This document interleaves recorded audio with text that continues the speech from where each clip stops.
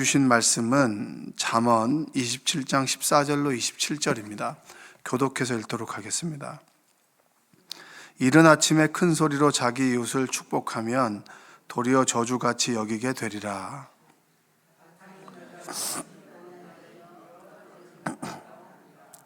그를 제어하기가 바람을 제어하는 것 같고 오른손으로 기름을 움키는 것 같으니라.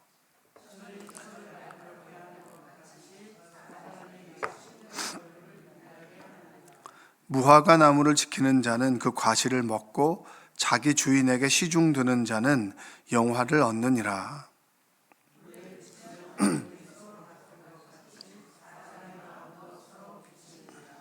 스올과 아바도는 만족함이 없고 사람의 눈도 만족함이 없느니라.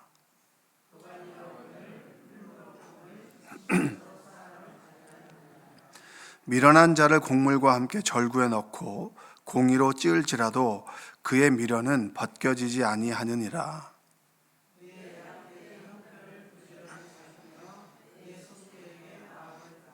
대저 재물은 영원히 있지 못하나니 면류관이 어찌 대대에 있으랴.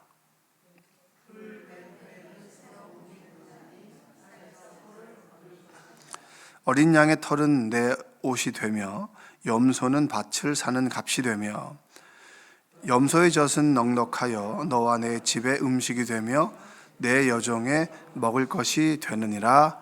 아멘. 오늘도 하나님의 은혜가 여러분의 삶 가운데 함께 하시기를 주님의 이름으로 축복합니다. 그 TVN에 보면은 김창옥 쇼라고 하는 프로가 있습니다. 이 가끔씩 보게 되는데 거기에 나오는 공통적인 인물의 유형이 있습니다. 어떤 사람이냐면 맞는 말을 기분 나쁘게 하는 사람입니다. 맞는 말인데 들으면 기분이 나쁜. 주변에 그런 분 계신가요? 참 저 사람은 맞는 말을 하는데 듣고 보면 기분이 나빠. 이게 이제 김창옥 쇼에 나오는 그 사람들의 고민을 토로하는 사람들의 대부분의 유형의 공통적인 사람들입니다. 그러니까 이런 사람들은 틀린 말은 아니에요. 맞는 말이에요. 나한테 꼭 필요한 말이에요. 필요한 말인데 들으면은 좀 기분이 나빠요. 그래서 이런 사람들의 유형은 뭐냐면 꼭 자신이 원할 때, 내가 듣고 싶을 때 그런 말을 하는 게 아니에요. 듣고 싶을 때 그런 말을 하는 게 아니라 본인이 하고 싶을 때 꼭 맞는 말을 하는 거죠. 그래서 기분이 나쁘다는 거죠. 왜 이런 행동을 하느냐? 여러 가지 이유가 있겠지만 다른 사람들의 감정을 이해하지 못하기 때문입니다. 저 사람이 어떤 상황에 있고 어떤 처지에 있고를 이해하기보다는 본인의 상황에서 본인의 하고 싶은 대로 그렇게 이야기를 하는 경우가 있습니다. 부부싸움 할 때도 그렇습니다. 남편이 듣고 싶지 않을 때 본인이 하고 싶을 때 그 말을 하고, 그리고 아내도 마찬가지죠. 아내도 다른 사람의 감정을 이해하기보다는 자기가 하고 싶은 대로, 또 하나는 뭐냐면 본인이 옳다는 거예요. 내 말은 옳다, 내 주장은 옳다, 그리고 그것을 강하게 주장하고 싶어 할 때 그런 말을 하는 겁니다. 혹 여러분들은 그런 분 아닌가요? 저 사람이 떠오르는데 본인을 좀 떠올려 보셔야 돼요. 계속 맞는 말만 계속 맞는 말만 귀에 못이 박히도록 하는데 왜 너는 말을 듣지 않냐고. 근데 그 사람은 들을 준비가 돼 있지 않고 들을 마음에 여유가 없는데 계속 맞는 말만 하는 거죠. 아이들에게 공부하라는 말을 하죠, 그렇죠? 공부하라는 말을 모르는 애가 누가 있겠습니까? 다 알고 있어요. 근데 아이는 그 말을 알매도 불구하고 그 말을 들을 준비나 또 다른 말을 듣고 싶은데 부모님은 늘 공부하라고 하면 그 말은 듣기 싫은 말이 되는 거예요. 맞는 말인데 듣기 싫은 말이 되는 겁니다. 교회에서도 마찬가지예요. 꼭 맞는 말만 하는 분이 계세요. 맞는 말이 틀린 말이라고 하는 게 아니라 맞는 말인데 지금은 그 말을 듣고 싶지 않은데 자기 뜻대로 자기 상황에 맞춰서 그 말을 한다는 거예요. 근데 잠언도 그 얘기를 합니다. 잠언은 인간관계에 대한 부분들을 많이 얘기해요. 우리가 살아가면서 가장 힘든 게 뭡니까? 인간관계입니다. 교회에서 신앙생활하다 이 교회가 너무 힘들어요, 싫어요라고 하는 사람들의 대부분 인간관계가 그렇지 교회가 싫은 것은 아닙니다. 하나님이 싫은 건 아니에요. 오늘의 말씀이 여러분들을 스스로를 좀 돌아보는 말씀이 됐으면 좋겠습니다. 이 집사님이, 이 권사님이 말씀을 들어야 되는데 라고 하는 것이 아니고 내가 그런 건 아닌가. 설교를 듣다 보면 맞는 말만 계속하면 여러분 이게 들리나요? 때로 그 말씀을 통해서 내 상황을 이해해 주는 그분의 여유와 사랑이 느껴진다면 그 말씀은 들립니다. 근데 맞는 말만 계속 맞아요. 그 말 맞는 거 저 알아요. 근데 잘 안 돼요. 이렇게 얘기하면 할 말은 없는 겁니다. 자, 오늘 말씀을 한번 읽어보겠습니다. 14절, 15절, 16절 한번 읽어볼까요? 이른 아침에 큰 소리로 자기 이웃을 축복하면 도리어 저주같이 여기게 되리라. 다투는 여자는 비 오는 날에 이어 떨어지는 물방울이라. 그를 제어하기가 바람을 제어하는 것 같고 오른손으로 기름을 움키는 것 같으니라. 아침에 일어나자마자 씻지도 않고 모든 게 준비가 되지 않았는데 갑자기 옆집에서 와가지고 막 축복의 말을 한다면 여러분들은 감사하다는 말을 할까요? 얼떨결에 요즘 말로 하면 갑자기 이렇게 얘기합니다. 뭔 소리지 저게? 나는 전혀 들을 준비가 되어 있지 않았어요. 들을 준비가 되어 있지 않았는데 갑자기 옆집에 사람이 이른 아침에 지금 시간에 와가지고 그 사람에게 일어나자마자 막 축복의 말을 한다고 해봅시다. 그러면 그 축복의 말이 축복의 말로 들리겠습니까? 안 들리겠습니까? 잘 들리지 않죠. 잘 들리지 않습니다. 그러니까 자기가 얘기하고 싶은 대로 얘기하는 게 아니라 그 사람이 들을 준비가 된 상대방을 배려하고 이해해주고 그 사람의 마음을 공감해주고 하는 말이 그 사람에게 들려진다는 거예요. 근데 자기가 하고 싶을 때 하고 싶은 말만, 맞는 말만 계속 하는 사람, 이런 사람들 얘기하는 겁니다. 잠언에서. 다투는 여자는 비 오는 날에 이어 떨어지는 물방울이라. 늘 자신의 주장만 옳다라고 끊임없이 얘기하는 사람은 떨어지는 물방울과 똑같다는 거예요. 그리고 자신이 옳다, 내 말이 옳다라고 생각하는 거, 자신만을 생각하는 사람을 제어하는 거는 손으로 기름을 쥐는 것과 똑같다는 겁니다. 다 빠져 나간다는 거죠. 그만큼 인간관계가 어렵습니다. 내 편한 대로 행동하고, 그리고 내가 하고 싶은 말을 하고 내 입장에서 옳은 말만 하는 거, 그거 사람을 진정으로 변화시키지 않는다는 거예요. 때로 여러분들이 정말 힘들고 어려워요. 힘들고 어려워서 그 말을 좀 꺼내고 싶어요. 그 말을 좀 꺼내고 싶은데 모인 사람들이 내가 요즘에 행복한 이야기만 계속하면 여러분은 어떤 감정을 느낍니까? 상대적으로 좌절감을 느낍니다. 나는 이렇게 힘든데 이 사람은 행복하네. 그 행복한 사람 되고 내 아픈 이야기를 어떻게 할 수 있겠어요? 근데 만약에 상대방이 요즘 어때? 요즘 마음은 어때? 어떻게 지내? 라고 상대방을 배려하는 한마디를 한다면 사실 내가 조금 힘들어. 내가 누군가로부터 이런 말을 들었는데 참 그 말이 힘들어. 그리고 요즘에 건강이 너무 안 좋아. 건강이 안 좋다 보니까 마음도 좀 어려워. 그리고 우리 아들이, 우리 딸이 지금 우리 남편의 지금 직장이 좀 어려워. 이런 이야기를 하겠죠.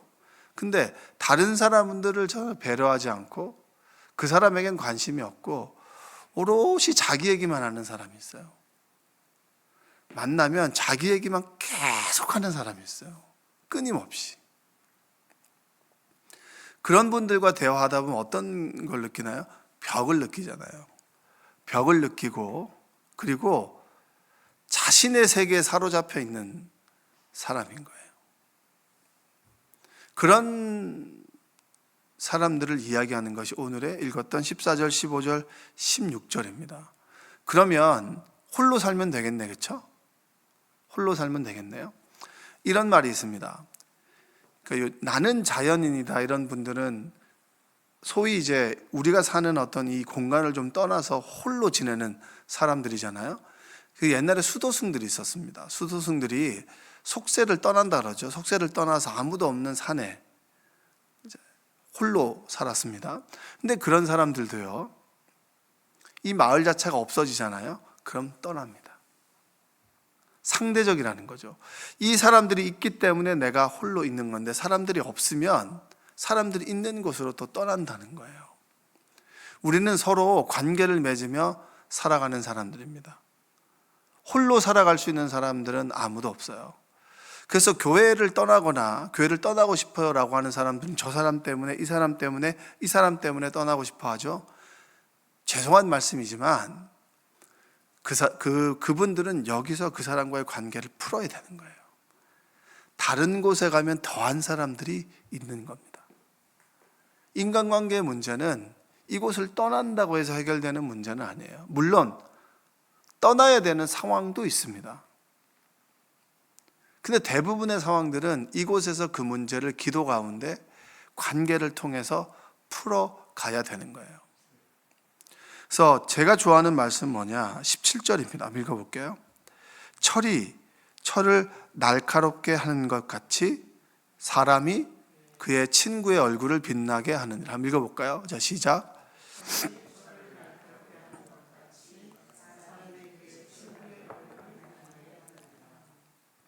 하나님과 우리가 있게 되면 하나님으로 인해서 우리가 빛나게 됩니다. 아멘? 믿으십니까? 우리가 하나님과 함께함으로, 그분의 영이 우리와 함께함으로 우리의 존재가 빛나게 되는 거예요. 하나님께서는 우리를 빛나게 해주는 그런 분입니다. 자, 그러면 그 빛을 가지고 있는 우리는 누구를 빛나게 해줘야 되는 것이, 스스로 자꾸 빛나려고 하는 존재는 아닌 거예요. 남편과 아내가 결혼을 해서 남편을 더 높여주고 남편은 더 아내를 높여줘야 됩니다. 그리고 부모 자식이 있으면 자식 자랑만 그렇게 할 거 아니라 때로 남의 자식을 높여줄 수 있고, 내 자식이 있으면 그 자식이 나로 인해서 힘을 얻을 수 있는 존재가 서로 되는 거예요. 그래서 우리는 서로 홀로 살아갈 수는 없는 존재입니다. 서로 빛내어야 하는 존재입니다. 근데 그렇게 서로 빛내기 위해서 가장 유익한 그런 힘이 뭐냐면, 우리가 읽었던 21절에 보면 21절에 이런 말씀이 나와요. 도가니로 은을, 풀무로 금을, 칭찬으로 사람을 단련하느라. 다시 한번 읽어볼까요? 시작. 도가니로 은을, 풀무로 금을, 칭찬으로 사람을 단련하느라. 칭찬이라고 하는 것은 다른 사람에 대한 관심입니다. 관심.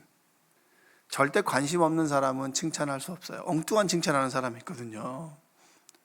엉뚱한 칭찬하는 사람들은 상대편이 알아요. 저 사람을 자세히 관찰하고 주의 있게 바라보고 충분히 지내고 난 다음에, 그 사람을 파악하고 난 다음에, 저분은 참 다른 사람을 이해하는 마음이 넓습니다. 이분은 참 다른 사람을 배려합니다.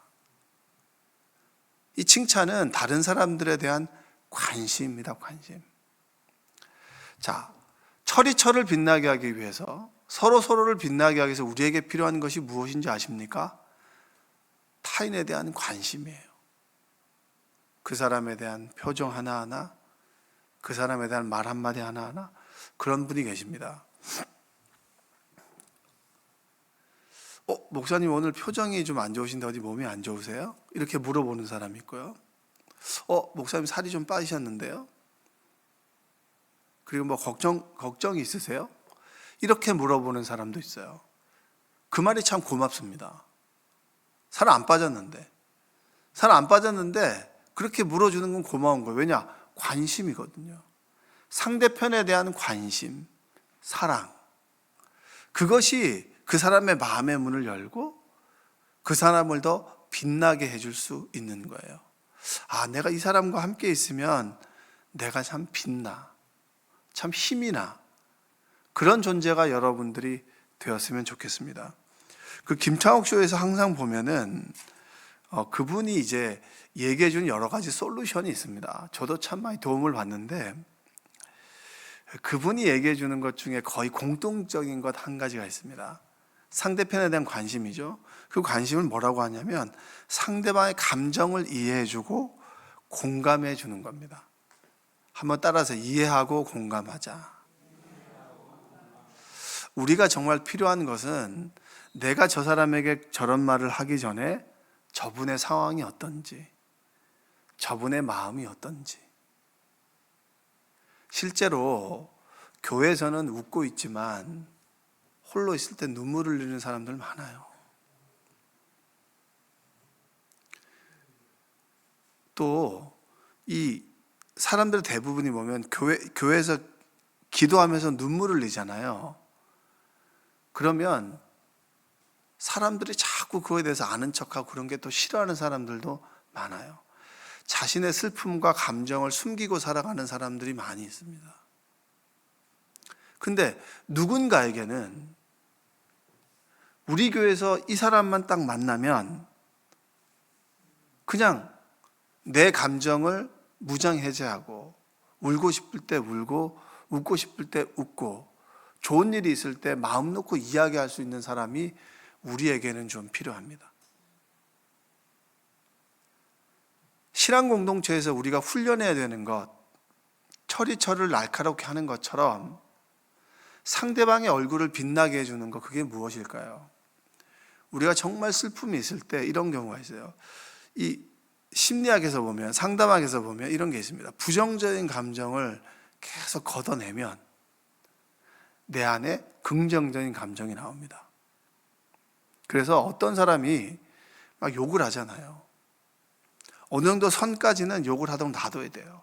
그러다 보면 자신의 입을 때리면서 내가 그만해야지, 내가 믿는 사람들이 그만해야지 라고 하는 이야기를 스스로 하는 경우들이 많이 있습니다. 자, 그렇듯이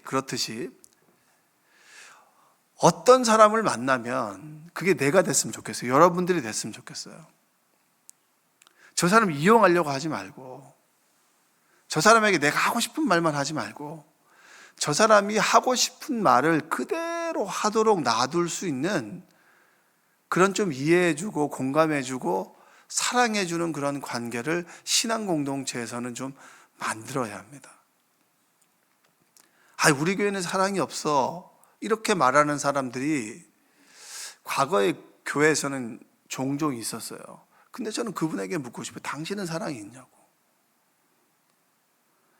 저 사람이 사랑이 없다라고 말하기 전에 내가 사랑을 가지고 다른 사람들의 이야기를 좀 들어주면 안 되겠냐고.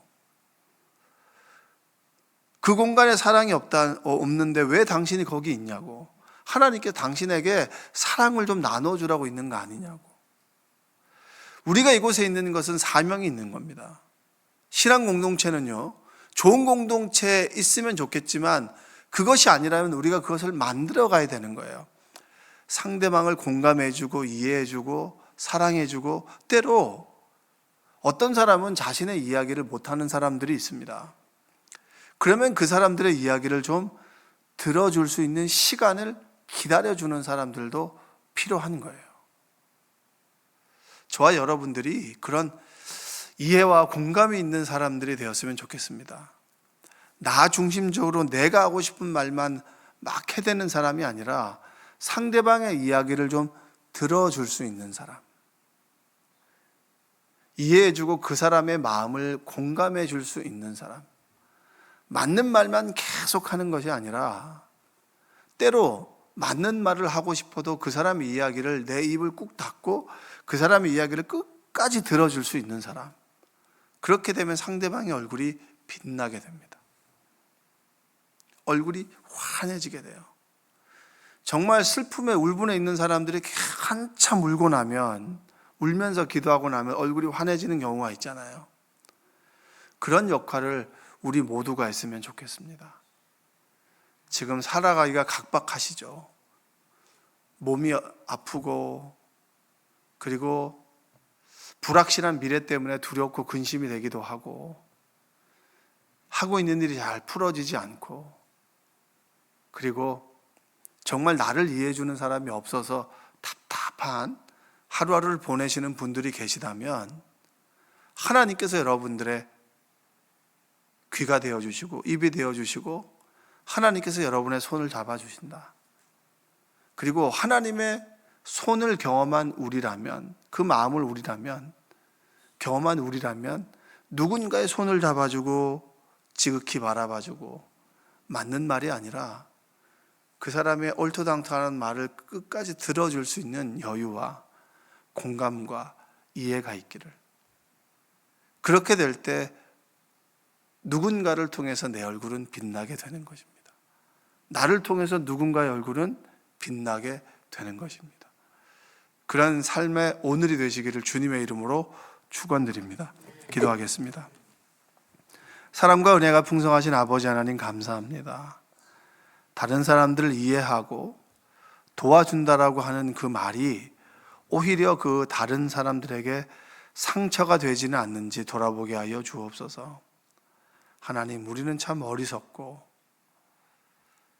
우리는 참 나 중심적이어서 타인을 이해하기보다 늘 나의 생각과 내 주장만을 사람들에게 드러냅니다. 그러나 오늘 하루는 다른 사람들의 이야기를 듣게 하여 주시고 내 옆에서 우는 이들의 어깨를 다독다독 해줄 수 있는 여유를 갖게 하여 주시고, 하고 싶은 말이 입에 맴돌아도 끝까지 그 사람들의 이야기를 들어줄 수 있는 공감하는 마음을 우리에게 허락하여 주시옵소서. 맞는 말을 하는데 참 기분이 나쁘다라는 말을 듣지 않도록 상대편의 입장에서 그 사람을 생각해 줄 때 그 사람이 나로 인해서 더욱 빛나게 될 것입니다. 우리는 하나님으로 인해서 빛나는 존재입니다. 하나님께서 우리를 빛나게 해주셨듯이 나도 누군가를 빛나게 해주고 그 마음 안에 있는 울분을 끄집어낼 수 있는 여유를 우리에게 허락하여 주시옵소서. 예수님의 이름으로 기도합니다. 아멘.